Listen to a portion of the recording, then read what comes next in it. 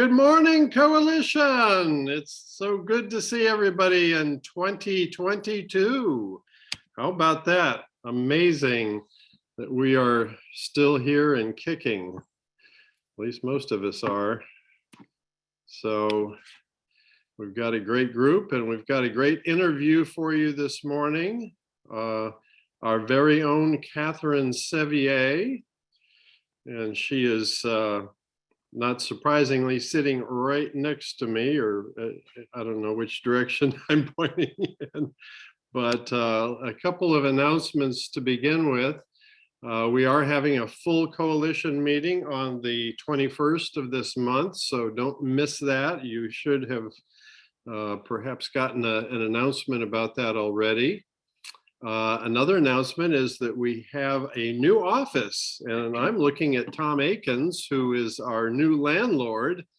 We are going to be in the same building as Leading Age, North Carolina, and also Merry Christmas there, Heather Burkhart. And Heather also shares an office there, so that's a great thing. And so we're excited about that. Another announcement is that future Friday Facts, say that quickly, are coming up in the next several weeks. And next week, we've got our own Christy Burris, who is the Executive Director, CEO of the North Carolina Health Information Exchange Authority here in North Carolina. And then on the 28th, following the full meeting that we have, we will be interviewing Nate Denny, who is the Deputy Secretary for Broadband and Digital Equity in the Department of Information Technology for the state. So that'll be an exciting interview as well. So those are our announcements. So I'll move right into our interview. And oh, yes, we do have, Catherine mentioned, we have two, well, one unfortunate announcement.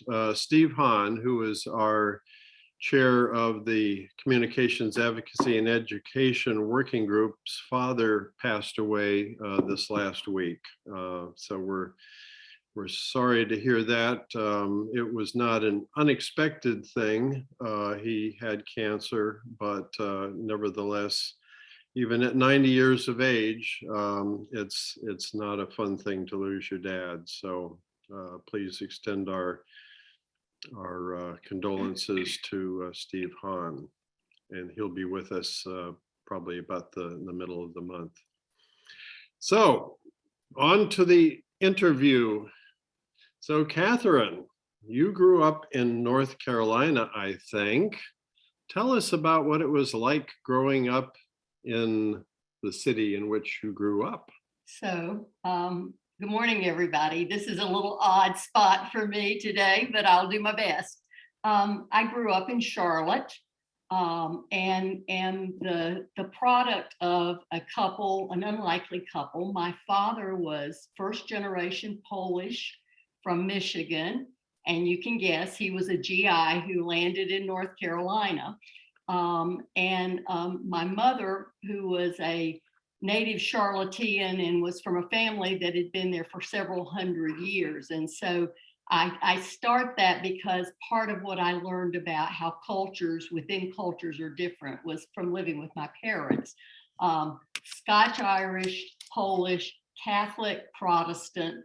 And in North Carolina in the 1950s, not an unusual thing, but still a very, very odd couple in the sense of they didn't necessarily societally fit in one spot or another. I'm going to add to that my father was a disabled veteran. He lost an eye at Guadalcanal and had, when he came back to the United States and got settled back in, he went to work for the post office. And I tell you this because part of who I am is really rooted in what he did when he got back from the war. He came to North Carolina disabled, took the civil service exam and got a job as a postal clerk. And being from Detroit area, he decided that one of the things that was going on in the South was not a great work environment. And so he started the first postal union in North Carolina. And it was one of the early unions, and it was all about workers and working conditions and how people were treated. And so a lot of how I became who I was shaped by these two very different people. On the other side, and this is how I became a nurse, I was very fortunate to grow up with a big extended family on my mother's side. And so every Friday night, I spent the night with my great grandparents. And in their house was my grandmother's oldest sister, who was never married, and who was the caregiver for her next youngest sister, who was born with muscular dystrophy. And by this time, Margie was in her 50s, which just surviving with that from the 1900s to where she was pretty miraculous anyway. But Margie and I shared the same birthday. And as she told me, every time she saw me, I was her gift from God. And she was this lovely woman who I had the opportunity from the age of 2 on to help every Saturday morning to give a bed bath to. And to help her get out of bed and to ambulate. And she was the most gracious patient I've ever had. She would look at me at the end of our moving her around, and it was painful for her. And she would say, "Thank you so much." And it was that lady who, when I was 3 years old, I said to myself, when I grow up, I'm going to be a nurse. And I really did feel it as a calling and never left it. So that's a little bit about how I grew up, David. So what do you want to know now?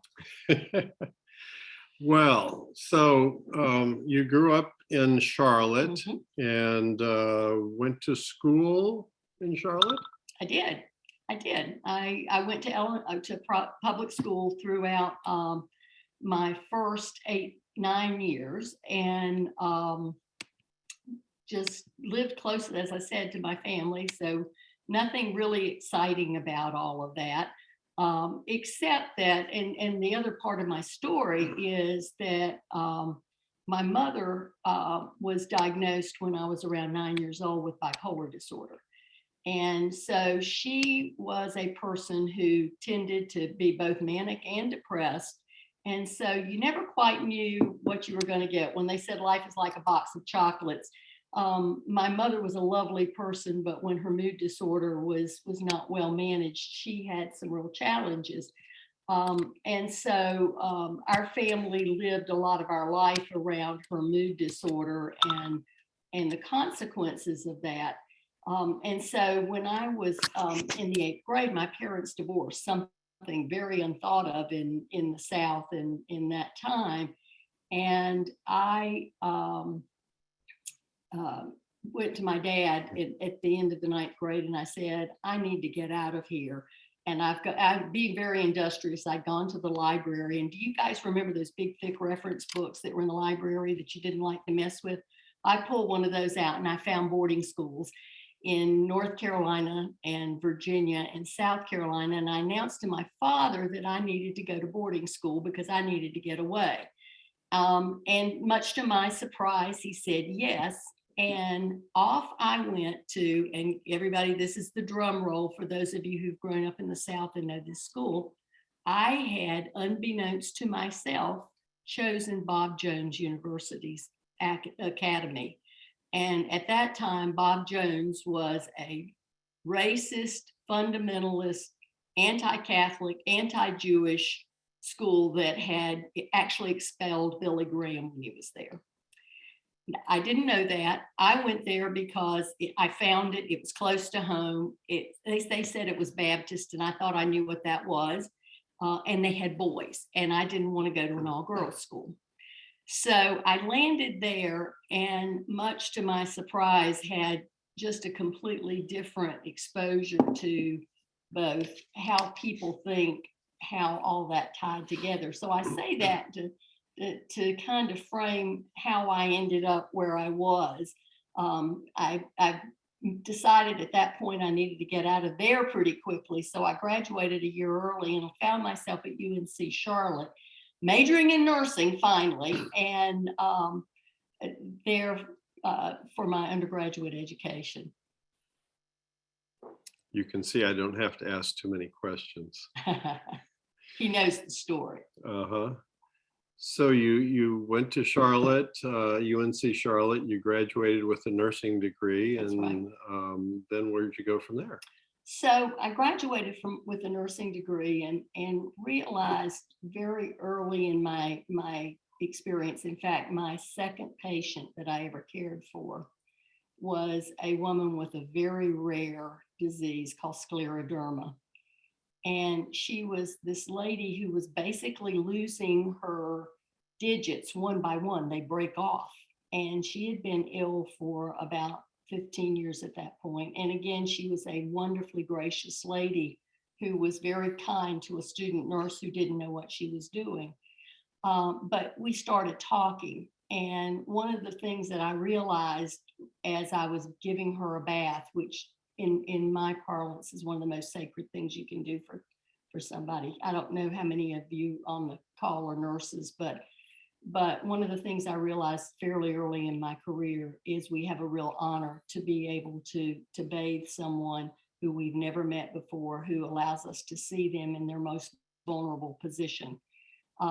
And she taught me a lot about that vulnerability. And I realized that I couldn't do anything to change her ultimate fate from this horrible disease, but I could talk to her and I could interact with her and I could ask her questions and she could tell me about who she was. And that changed my life, that realization. And so when I became a nurse, I decided very quickly, in fact, I started making my application for graduate school the same week I finished undergraduate school. And a year later found myself at Chapel Hill getting a master's degree in psychiatric nursing. I had no intention of working in the mental health field once I came to grips with the fact that I couldn't heal my mother either. But I knew that the hard thing, and I still know this, it still drives what I do. The hard thing about living with illness isn't the illness itself, it's what you do with it in your head and in your heart and with your family and with the people you love. And if we can help people do that better, if we can support them, care about them, ask them questions, reach into their lives and bring some of that out, then we're doing important work. And that's how I landed in the cancer world. It makes perfect sense. I also was in school at a time where I had the opportunity to read the book On Death and Dying. It had just come out, and Elizabeth Kubler-Ross's work just stopped me in my tracks, and it made me realize that people can be helped with how they live and how they grieve. And so drum roll here, I probably did one of the first master's theses on death and dying in 1972. So now you know how old I am as well. But it was a wonderful experience. It taught me, I had the opportunity to sit with a lot of people who were dying with cancer, and we didn't have many good treatments back then, guys. So there were a lot of them. And I learned how important honesty was, because a number of my patients had not been looked in the eye and told quite honestly what they were dealing with. And it's really hard to deal with what's going on in your life if you don't have the facts and if you don't know what's going on. And so again, it was one of those learning times where I'm very grateful for those patients, and they were willing to share their lives with me, and I was willing to talk about how important grief was to them. And so that's kind of how I landed in what turned out to be the biggest bulk of my career, which was working in the cancer world in a variety of different ways. All right. So you talked about Kubler-Ross and death and dying. You also had experienced a fair bit of death in your life, and without going into a lot of detail, just tell us about why that was so important. Yeah, so I need to fill in a couple of blanks. First of all, I'm an only child, and you know, one of the things about being an only child is you carry a lot of the family responsibility for the folks around you. And so I started experiencing loss at a fairly early age. The Aunt Margie, who I mentioned, who was the invalid, died when I was 7.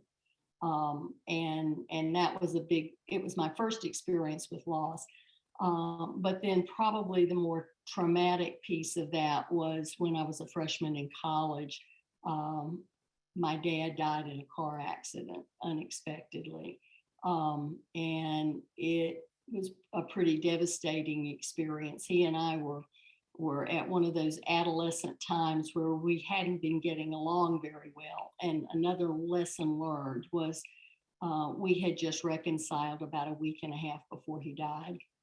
And I will forever be grateful that our last words were a hug and I love you, and not the words that would have been there 6 months before, because I would have been still living at this stage with my sadness about that. So my dad died, and then between my graduating from UNC Charlotte and going to Chapel Hill, my mother committed suicide. And she, it's a story that I won't tell because it would take up the entire rest of our time. But it wasn't unexpected, and it was extremely painful, and it almost undid me for the duration of the next 5 or 6 years. And fortunately, and I will give my clinical supervisor at Chapel Hill incredible kudos for this. Halfway through my first year in supervision, she looked at me and she said, "You are in so much pain. If you want to help other people, you need to get help yourself." And so she basically said to me, "You need to deal with you if you're going to help other people." And so I took her advice very seriously and found a counselor who walked alongside me, a psychiatrist, for the next 5 years. And it did take me about that long to get to the point where I had not only a head understanding of what went on, but a lot of heart understanding about that. And I will say this, that those kinds of things never go away. And for those of you who've dealt with pain in your lives, you think you've wrestled it to the ground and it's feeling okay. And then something happens in your life, you have another loss, you have another experience, and pops up again, and all of that pain and everything is there. So it's your gift and your burden to deal with that for the rest of your life. And so finding a way to do it. And again, all of this for me, I poured into working with people at end of life and people who were dealing with grief, because I unfortunately, or I now say fortunately, learned a lot of lessons from all of that. Thank you. That's a tough one, and I wasn't sure how much you wanted to share with everybody, but folks, you're getting the raw, uncut version of Catherine here. So yeah, I made him promise he wouldn't push me if I didn't want to talk. So, but it's an important thing, and that counseling and the therapy that you got afterwards was really important, and we still talk about that, I know. So let's fast forward and convince us that the Bob Jones experience didn't have a lasting effect. Your dad's influence in the postal union and his supporting John Kennedy and in his bid for the presidency, and your folks being at the inauguration. I mean, that was pretty special. So yeah. So the other part of my dad's story that I'll go back and fill in, and it kind of plays into why I'm so involved or committed to diversity and equity and inclusion. So my dad, as I said, started the union. And one of the things that I experienced a lot when I was a little kid was we had a lot of people who were very critical of my father. And part of that was that all union members were welcome at our house. And my father schooled me when I was 7, 8, 9 years old. And he said, when somebody comes to the house, it doesn't matter who they are, what color they are, where they come from, how their voice is, you welcome them in and we find out how we can help them. And so we had people show up at our house that our Southern neighbors didn't like. And I would get some harassment from classmates about that at times. And my dad was very engaged politically because of his role with the union.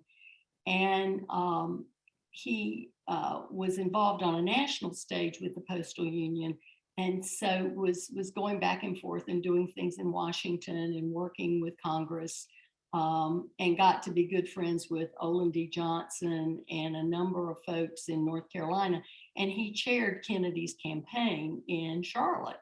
And of course, that was very controversial in the South because, you know, here was a Northern Catholic who was going to be president of the United States. And it seems almost laughable to us today when we talk about the ways that we discriminate against people. But the fact that we were trying to elect a Catholic president in the United States was a big subject of the day. And it really, again, kept teaching me about difference and also how to treat, how it's up to each of us to treat people with respect for their humanity, whether we agree with them, whether we look like them, whether we think like them. And so it pushed me in my nursing career later. I did a few years, I was actually an early nurse practitioner and did some early work clinically, but moved into leadership fairly early in my career, and started seeing the inequities in the healthcare system. Just quite honestly, I would see that if you had insurance, you got one kind of treatment. If you were white, you got a private room. If you were poor, we couldn't always give you the chemotherapy that you needed because we didn't have a way to pay for it. And if we couldn't pay for it, you got a lesser product, you know? And so those kinds of things were just baked into the system. It wasn't that it was you that couldn't afford the chemotherapy. It was, if you can't write the check to pay for the chemo, you didn't get it. And so the inequities in the systems, and these were good healthcare systems, guys. They were on the other hand trying really hard to do right by the patients that walked in, but there was a lot that was institutionally baked in that were the rules that impacted how people were cared for.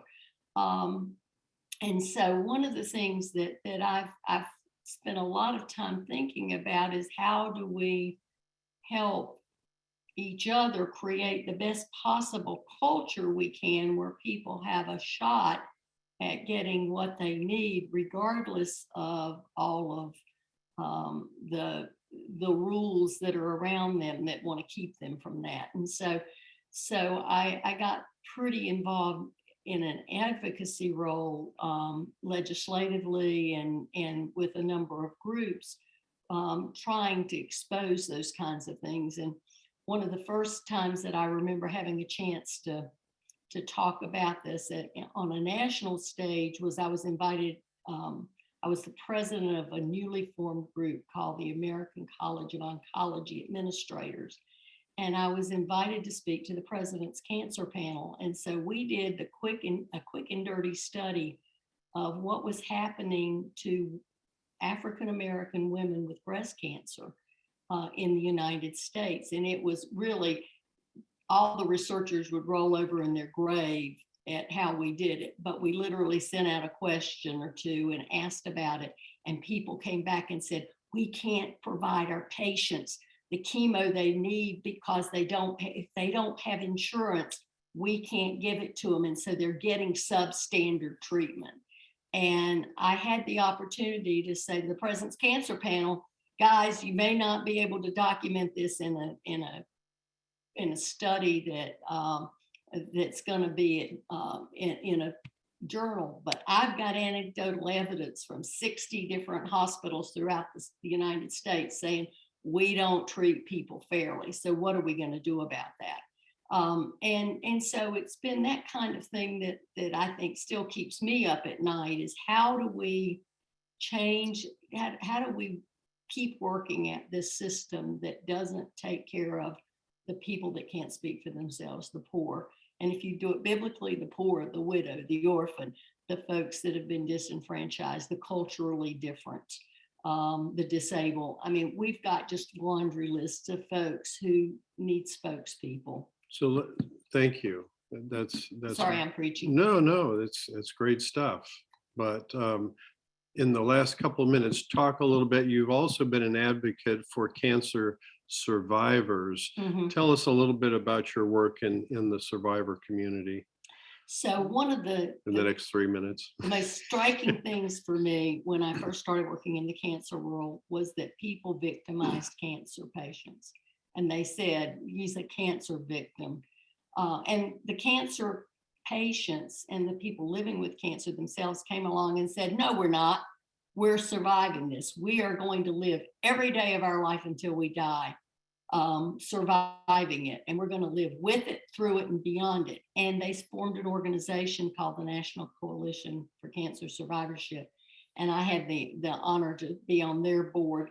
And where these survivorship groups make such an important difference is they are the storytellers of the experience. And I think if there's a lesson that I think we can learn as a serious illness coalition, it's how to get more stories out there, because stories move people's hearts and their pocketbooks and their decision making better than all the other stuff we do. And NCCS and a lot of organizations like that, I'm watching it happen with ALS, with other groups. We have a story, and seriously ill people need us to get their stories out there. And we need to find all kinds of ways to do that. And I don't always have the answers to how to do it, but I do think it's an important thing for us to do. And I'm as surprised, I think, as all the other speakers are that do this, that the time is over quickly. But I think what I want to end, or wait and see if there's any other questions. But what I do want to say is that, we're out of time. That we have a lot of work still to do. We've come a long way in my 71 years. See, I'm even telling you my age. Good grief, you're a good audience. But we have a long way to go with it. But there's a lot of work we need to do. And I think the thing that excites me and that we get up every morning here kind of incredulous about is that there are so many of you that care. And I know the hearts of literally everybody I'm seeing here that I've gotten to know.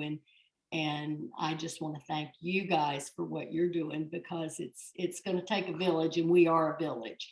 And I'm just incredibly honored to be part of it. So with that, I'm going to shut up, David. Well, thank you very much. And we are just about out of time, so I don't think we're going to have any questions, but I just think this has been a great opportunity for us to hear from yet one more of our amazing people in this Serious Illness Coalition. And a whole bunch of you have stayed around, joined us and stayed around today, and thank you for that. And we think this is an incredibly important part of the coalition, just being able to hear these stories. And it's a great honor to be able to do that. And we look forward to what is next in 2022. Join us for our regular meeting on the 21st. Come with thoughts and ideas. We're going to make some great additions, and we've got a new office and all kinds of great things. So thanks so much for joining us, and have a great rest of your week. and then a wonderful weekend here in 2022. So you all take care. Thank you, Catherine.